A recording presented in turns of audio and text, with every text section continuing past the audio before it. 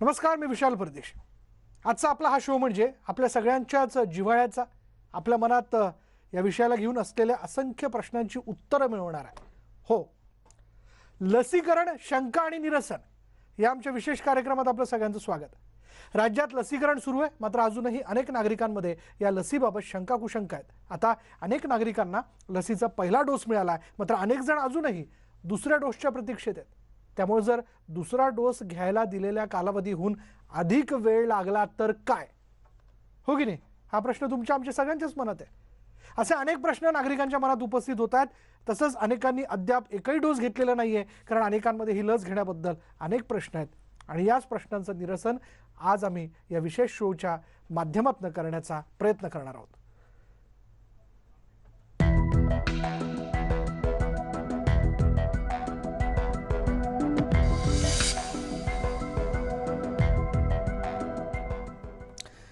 पण आता या क्षणाला दिवाणखान्यात बसल्या बसल्या काका असतील, काकू असतील, कोणीही त्यांच्या मनातली प्रश्न काय असू शकतात, म्हणजे एक अंदाज लावूयात। मी देखील तुमच्यातलाच एक प्रतिनिधी म्हणून तुमच्या माध्यमातून तुमच्या मनातल्या प्रश्नांची उत्तरं मिळवण्याचा प्रयत्न करणार आहे। जे मला वाटतं त्यात डायबिटिक पेशंट लस घेऊ शकतात का, हा पहिला प्रश्न। कारण एकूण लोकसंख्येपैकी बहुतांशी लोक ह्या आजाराने ग्रस्त आहेत।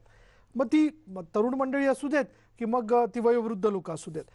बरं, 2 वेळा हार्ट अटॅक येऊन गेलेला पेशंट लस कसा काय घेऊ शकतो, मग तो घेऊ शकतो का?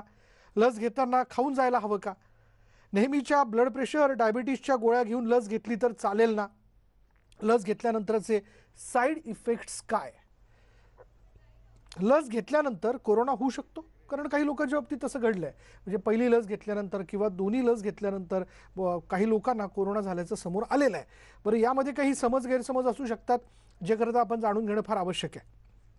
म्हणजेच काहीतरी एक आपण समज करून घ्यायचा आणि लस घ्यायचीच नाही असं करायला नको, कारण ही लस आपल्याला कोरोनापासून सुरक्षित करणारी आहे। त्यामुळे ही लस घेणं फार आवश्यक आहे, लक्षात घ्या। हा आग्रह आहे आणि हे तुम्हाला हक्काने सांगणं आहे की लस घ्याच। लस घेतल्यानंतर ताप आला तर काय करायचं, कुठली गोळी घ्यायची, कारण बहुतांशी लोकांना याचे साईड इफेक्ट जाणवलेले आहेत। लस घेतल्यानंतर मी लगेच प्रवास करू शकतो का, एक कॉमन प्रश्न। शारीरिक कष्टाची कामं करणाऱ्यांना लस घेऊन लगेच कामाला जाता येतं का? हो, तुम्ही, मी, काही मंडळी ही तातडीच्या सरकारी सेवेत असतात, काही लोक कॉर्पोरेट सेक्टरमध्ये काम करणारे असतात, ज्यांना खरं तर जॉबवरती जाणं फार आवश्यक असतं। त्यांच्यासाठी हा प्रश्न फार महत्त्वाचा आहे आणि त्या प्रश्नाचं उत्तर मिळालंच पाहिजे। चला, याविषयी आज आपण बोलणार आहोत। आपल्या बरोबर असणार आहेत BKC कोविड सेंटरचे प्रमुख डॉक्टर राजेश डेरे। डॉक्टर राजेश डेरे, आपलं या चर्चेमध्ये खूप स्वागत।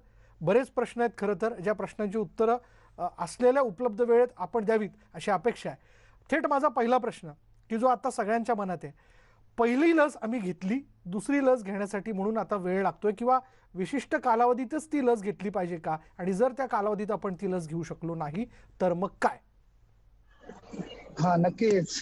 पहिला डोस झाल्यानंतर गव्हर्नमेंटचा जो प्रोटोकॉल आहे त्यामध्ये 6 ते 8 आठवड्यामध्ये जर दुसरा डोस घेण्यात आला, त्याची एफिशियन्सी 80 ते 85% किंवा त्याच्यावर जाते। ह्या कालावधीनंतर त्याची एफिशियन्सी रिसर्च प्रमाणे कमी होण्याची शक्यता आहे। बर, 6 ते 8 आठवड्यात दुसरा डोस नाही मिळाला तर काय होईल? त्यानंतर जर डोस घेतला तर ते लसीची जी एफिशियन्सी असते, बर, एफिशियन्सी म्हणजे ज्याच्याने प्रोटेक्शन भेटतं, आपल्या अँटीबॉडीज बॉडीत येतात कोविडच्या विरोधात, बर, त्या हळूहळू एफिशियन्सी कमी व्हायला लागते। बर, म्हणजे ती ठराविक वेळेतच घेतली पाहिजे? हो, नक्की। बर, अर्थात असे बरेच प्रश्न खरं तर येतात, दुसऱ्या डोसची वेळ निघून गेल्यास पुन्हा पहिला डोस घ्यावा लागेल का? हो, त्याबद्दल अजून काही गव्हर्नमेंटकडनं तसं काही प्रोटोकॉल दिलेलं नाहीये की नक्की जर वेळ निघून गेल्यावर काय आहे। पण सेकंड डोस साठी आपल्याला 6 ते 8 वीक्स जरी दिलेलं आहे, तरी तुम्हाला 12 वीक्स पर्यंत जरी घेतली आपण, तरी त्यामध्ये काही इतका इश्यू निर्माण होत नाही एफिशियन्सीसाठी, हे नक्की आहे। पण त्यानंतरही जर वेळ निघून गेला आणि परत पहिला डोस घ्यायचा का दुसरा घ्यायचा, अद्यापपर्यंत गव्हर्नमेंटने त्याबद्दल काही प्रोटोकॉल किंवा सूचना दिलेल्या नाही। बर, बरं, अर्थात त्या गोष्टीबद्दल विचार होणं फार आवश्यक आहे. म्हणजे तुम्ही जसं म्हणालात की अजून नक्कीच. त्याबद्दलचा निर्णय घेतलेला नाहीये, पण बऱ्याच लोकांमध्ये हा संभ्रम आहे. मला पुढला प्रश्न विचारायचा होता की जर लसीचा दुसरा डोस मला हा वेळेत मिळत नसेल, तर या संदर्भात काही ठिकाण आहे तक्रार करण्याचं, काही फोन नंबर्स आहेत जिथं फोन करून आपण त्याबद्दलची तक्रार देऊ शकतो? हा, नक्कीच. कोविन ऍपवर जे ऑनलाईन एक हॉटलाईन नंबर आहे, ईमेल आहे कोविन ऍपचा, हं. आपण तिथे किंवा संदर्भित सेंटरलाही आपण तक्रार देऊ शकता की हे झालं नाही. पण आता असं झालेलं आहे की नवीन सर्क्युलरच्या हिशोबाने आपण ऑनलाईन स्लॉट आणि अपॉइंटमेंट घेतल्याशिवाय आपण कोणत्याही सेंटरला जाऊ शकत नाही. अ, ह्यामध्ये असं देखील आहे, कारण आता बघा, म्हणजे कोविशिल्ड, कोवॅक्सिन या 2 लसी आहेत, पण आता स्पुटनिक व्ही किंवा अजूनही काही लसी ज्या आहेत त्या लवकरच आपल्यापर्यंत डॉक्टर येऊन पोहोचणार आहेत, हे आपल्यालाही माहिती आहे. म्हणजे अर्थात त्याबद्दलचा अभ्यास आपला जास्त आहे. जर मी पहिली लस बरोबर वेगळी आहे. घेतली आणि दुसरी लस काहीतरी वेगळं घेण्याचा विषय, म्हणजे जर दुसरी लस जी ती उपलब्ध नाहीये, पण काहीतरी दुसरी लस मला वेगळी घ्यायची, तर तसं काही करता येऊ शकतं का? अजिबात नाही. जे प्रोटोकॉल आहेत आणि जे रिसर्च झालेत वॅक्सिन मध्ये, जी लस आपण पहिला घेत आहोत, भले ती कोवॅक्सिन घ्या, कोविशिल्ड घ्या किंवा कोणती वॅक्सिन घ्या, तीच लस आपण दिलेल्या टाइम फ्रेम मध्ये गव्हर्नमेंटने त्यामध्ये तीच घेतली तर आपल्याला एफिशियन्सी भेटेल. जर आपण चुकून दुसरी घेतली तर त्याचा फारसा काही उपयोग होणार नाही. म्हणजे जर मी कोवॅक्सिन घेतोय तर मी कोविशिल्ड घेतली पाहिजे. म्हणजेच मी जर स्पुटनिक 1 घेतली तर स्पुटनिक 2च घेतली पाहिजे. बरोबर ना? नक्कीच. दुसरा जो बूस्टर डोस असतो, बूस्टरचा अर्थ हा आहे की आपण पहिली जी डोस घेतली त्याचाच आपण दुसरा डोस घेणं, यालाच बूस्टर म्हणतो. म्हणजे त्या एकमेकाला संलग्न आहेत असं आपल्याला सुचवायचं शास्त्रीय भाषेत? हो, नक्कीच ना. संलग्न असेल तरच ज्या पहिल्या डोस नंतर आपले सेल सेन्सिटिव्ह होतात, हा दुसरा डोस दिल्यानंतर त्याचे अँटीबॉडीज क्रिएट होतात बॉडीमध्ये. बरं, असाही एक प्रश्न आहे बहुतांशी लोकांच्या मनात, किंवा मित्रपरिवाराकडनं तो विचारला जातो की पहिली लस तर मी घेतलेली, पण दुसरा डोस जर मी घेतला नाही तर अँटीबॉडीज तयार होणार नाहीत का? नाही, असं नाहीये की पहिल्या डोस नंतर अँटीबॉडीज तयार होत नाही, असं नाहीये. फार कमी प्रमाणात होतात त्या अँटीबॉडीज आणि त्या वीक प्रकारच्या प्रोटेक्शन आपल्याला देतात. असं काहीच अँटीबॉडीज तयार होत नाही. जे रिसर्च आलेले आहेत आणि काही लोकांनी फर्स्ट डोस घेऊन काहींनी जे अँटीबॉडीजचं टेस्ट केलेली आहे, त्यांच्यात काही प्रमाणात अँटीबॉडीज काही लोकांमध्ये आलेल्या आहेत. पण सेकंड डोस नंतर खात्रीशीर आपल्या बॉडीमध्ये बऱ्यापैकी अँटीबॉडीज आपल्याला प्रिव्हेंटिव्ह दिसून येतात. पण मग काही लोक जर असा विचार करत असतील की बघा बुवा, आता पहिल्या डोस नंतर माझ्यात अँटीबॉडीज तयार झालेल्या आहेत, मग आता दुसऱ्या डोसची काय गरज? त्यांना तुम्ही काय सुचवाल? त्यांना हेच सुचवान की पहिल्या डोस नंतर ज्या अँटीबॉडीज तयार होतात त्या फार कमी प्रमाणात असतात आणि त्या अँटीबॉडीज सर्व बेनिफिशरी किंवा ज्यांनी ज्यांनी व्हॅक्सिन घेतलाय त्यातच होणार आहे असं अजिबात नाही. आणि जरी झाल्या तर त्या फार वीक असतात आणि त्यांनी तुम्हाला सेकंड डोस नंतर जी 80 to 85% आपल्याला प्रिव्हेन्शन भेटणार आहे ते ह्यामध्ये भेटणार नाही. त्यामुळं आपण कृपया, जे लोक असं विचार करतात की मी एकच डोस घेऊन शांत बसेल आणि एका डोसनी मला जे काय अँटीबॉडीज भेटणार आहेत त्या अँटीबॉडीजद्वारे मला बऱ्यापैकी प्रिव्हेन्शन भेटेल, तर तो विचार आपण करू नये. आपण जेव्हा आपलं रजिस्ट्रेशन होईल, अपॉइंटमेंट होईल, त्या त्या सेंटरला जाऊन दुसरा डोस घ्यावे आणि दुसरा डोस घेतल्यानंतर पुढील 10 ते 12 दिवसांनंतर आपण आपले अँटीबॉडी टेस्ट करावी, जेणेकरून आपल्याला ॲडिक्वेट नंबरमध्ये अँटीबॉडीज कोविडच्या अगेन्स्ट आपल्या ब्लडमध्ये दिसून येतील. बरं, काही वर्ग असा देखील आहे डॉक्टर की जो असा विचार करतो की हे काय, आमच्या मित्राने आत्ता पहिला डोस घेतला होता, आणि त्याच्यानंतर त्याला कोरोना झाला, किंवा काही लोक अशी म्हणतात की दोन्ही डोस झाले आमचे घेऊन, तर आमच्यातल्या काही लोकांना कोरोना झाल्याचं आम्हाला बघायला मिळालं. त्यामुळे ही एक चर्चा पसरते आणि त्यातनं गैरसमज निर्माण होतात. तर जरा याबद्दलचं काही विश्लेषण आपण करू शकाल का? नाही, नक्कीच. पहा, आम्ही अगोदर इथं बीकेसीला जेव्हा आम्ही ऑब्झर्वेशन मध्ये गाईडलाईन्स देतो त्यामध्ये आम्ही स्पष्ट सांगतात आमचे डॉक्टर की फर्स्ट डोस नंतर तुम्हाला अजिबातही प्रिव्हेन्शन नाही. त्यामुळं फर्स्ट डोस नंतरही आपण जे कोविड अप्रोप्रिएट बिहेवियर आहे, मास्क घालणे म्हणा किंवा सॅनिटायझेशन करणं आणि सोशल डिस्टन्सिंग पाळणं, हे डेली करावं. फर्स्ट डोस नंतरही आपण पॉझिटिव्ह येऊ शकता, याच्याबद्दल वादच नाही. त्यामुळे जरी आपण फर्स्ट डोस नंतर पॉझिटिव्ह आले तर त्वरित आपण नजीकच्या सेंटरला डॉक्टरांकडे आपण जावे आणि त्याची ट्रीटमेंट घेऊन आपण बरे व्हा. दुसरी बाब अशी आहे आपली विचारलेले की सेकंड डोस नंतरही काही लोक काही प्रमाणात पॉझिटिव्ह येऊ शकतात, नक्कीच येऊ शकतात.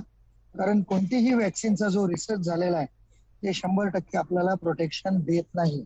पण यामध्ये आपण नक्की हे विचार करावा की 80% जरी आपल्याला एफिशियन्सी भेटली तरी 100तनं 80 लोक हे आपण प्रोटेक्टेड आहात.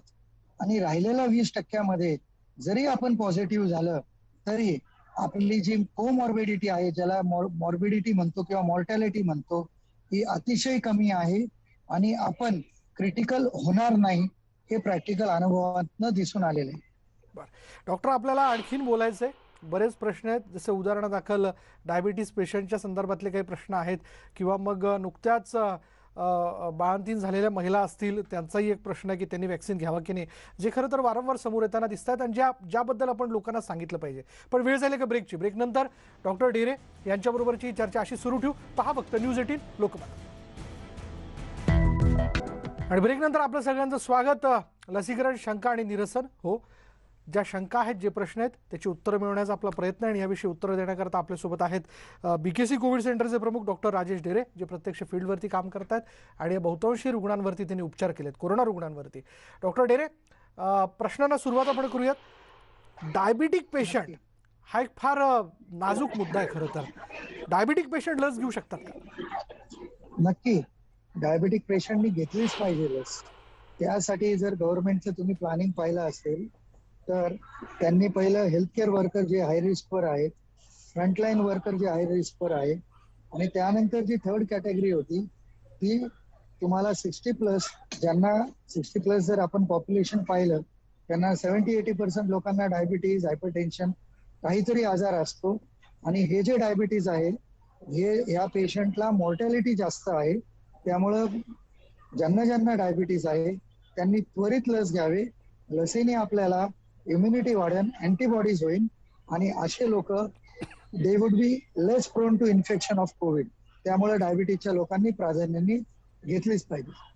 बरं, आता हृदयविकाराशी निगडीत काही रुग्ण ज्यांना 2 वेळेस हार्ट अटॅक येऊन गेलेला ते देखील लस घेऊ शकतात? नक्की. त्यांचं ऑपरेशन झालंय व ज्यांना हृदयविकाराचे अगोदर ब्लड थिनर्स चालू आहेत, यांना they are more prone for infection. कोणत्या इन्फेक्शन साठी? त्यासाठी लस घेऊन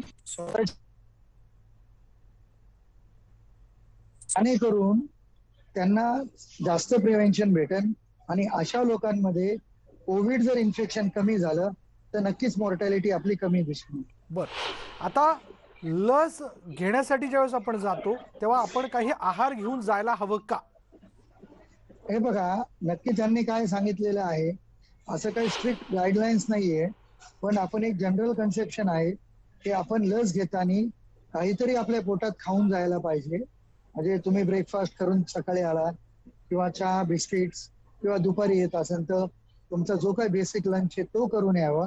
जेणेकरून तुम्हाला इथे जेव्हा आपल्याला अर्धा तास थांबावं लागतं, रजिस्ट्रेशनला 10 मिनिटं लागतात, वॅक्सिन द्यायला 5 मिनिटं लागतात, कारण कमीत कमी तुम्हाला वॅक्सिन देऊन बाहेर निघायला 1 तास लागतो.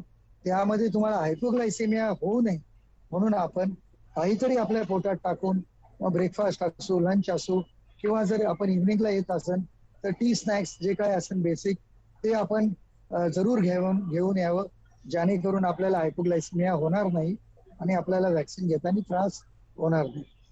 बरं, काही रुग्णांच्या संदर्भात ब्लड प्रेशर आणि डायबिटीसच्या गोळ्या ज्या त्या ठरलेल्या त्या घेऊन, म्हणजे त्या गोळ्या घेऊन मी लस घेण्यासाठी येऊ शकतो का? नक्कीच. आम्ही इथे इन्स्ट्रक्शन देत आहोत. आजही आपल्या माध्यमाद्वारे मी लोकांना सांगू इच्छितो की लस घ्यायला येताना कोणतीही आपली ट्रीटमेंट मोडॅलिटी चेंज करायची नाही. फक्त जर आपण ब्लड थिनरवर असाल तर आपल्या डॉक्टरांची कन्सल्ट करून 2 दिवस अगोदर आपण ब्लड थिनरचा डोस कमी करावे आणि डोस घेतल्यानंतरही 2 दिवस आपण ब्लड थिनरचे डोस कमी करावे. आणि आपले जे कोणी कार्डिओलॉजिस्ट वगैरे असेल त्यांच्याशी कॉन्टॅक्ट करून त्यांच्या सल्ल्याने यावे. पण कोणत्याही ट्रीटमेंट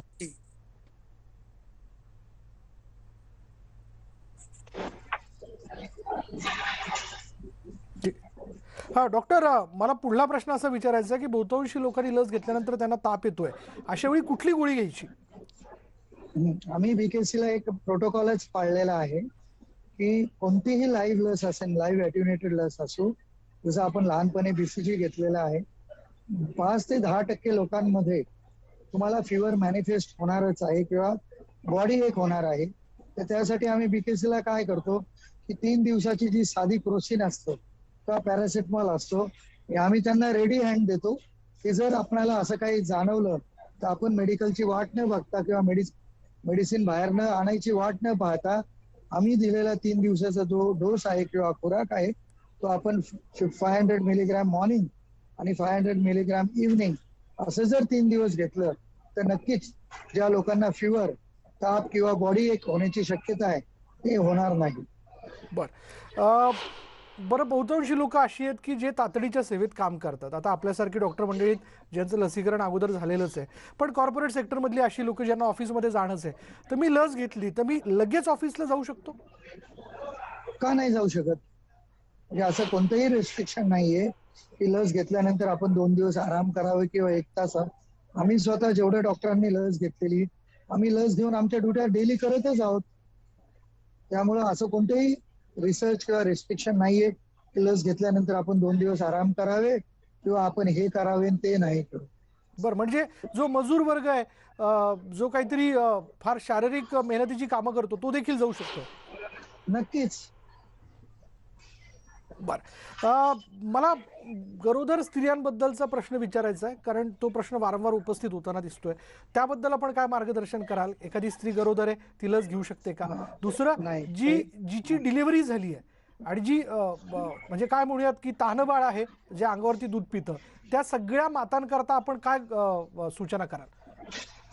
नक्कीच जी फिमेल गरोदर आहे, ज्याला अर्ली प्रेग्नन्सी म्हणतो आपण, त्यांनी व्हॅक्सिन अवॉइड करावं असे इन्स्ट्रक्शन आहेत किंवा त्यांचे जे गायनेकोलॉजिस्ट आहेत त्यांच्याशी चर्चा करून पुढील मार्ग घ्यावा. ब्रेस्ट फिडिंग जे फिमेल्स आहेत, ज्यांना तान्हबाळ आहे, त्यांनी पण व्हॅक्सिन अवॉइड करावं अशा इन्स्ट्रक्शन्स आहेत. बरं, माझ्याकडचा वेळ संपलाय, पण फार महत्त्वाच्या प्रश्नांना आपण उत्तर देण्याचा प्रयत्न केला. अगदी जाता जाता थोडक्यात काय अपील कराल? मी लोकांना हेच अपील करेल की कृपया करून सर्वांना वॅक्सिनेशन घेणं हे अनिवार्य आहे. आपल्याला जर कोविड पॅन्डेमिक मधून बाहेर पडायचं असेल आणि आपल्याला आपली मुंबई राज्य असो हे पूर्वरत न्यायचं असेल तर वॅक्सिन शिवाय पर्याय नाहीये. महानगरपालिका असो किंवा महाराष्ट्र राज्य असो, त्यांनी जे नियमावली दिलेली आहे, इन्क्लुजन क्रायटेरिया आहे, त्याला आपण फॉलो करावे, रजिस्टर करावे, अपॉइंटमेंट घ्यावे आणि ज्या ज्या सेंटरला आपले अपॉइंटमेंट होईल तिथे कृपया दिलेल्या वेळेत जावे, लस घ्यावी आणि आपले स्वतःचं रक्षण, आपल्या फॅमिलीचं रक्षण, आपल्या मुंबईचं रक्षण, आपल्या राज्याचं रक्षण आणि आपल्या राज्याचं रक्षण झाल्यावर नक्कीच आपल्या देशाचंही रक्षण होईल. ही माझी अपील आहे विनम्रपणे. धन्यवाद आमच्याशी बोलल्याबद्दल. मला असं वाटतं डॉक्टरांनी एवढं सगळं सांगितल्यानंतर मी फार काही बोलावं का? मी एवढंच आग्रहाने सांगेल, कुठल्याही प्रकारची शंका मनात ठेवू नका, रजिस्ट्रेशन करा आणि लस जरूर घ्या, तरच आपण या कोरोनाला हरवू शकतो. यानंतर इथेच थांबणार आहोत. पहा फक्त न्यूज 18 लोकमत.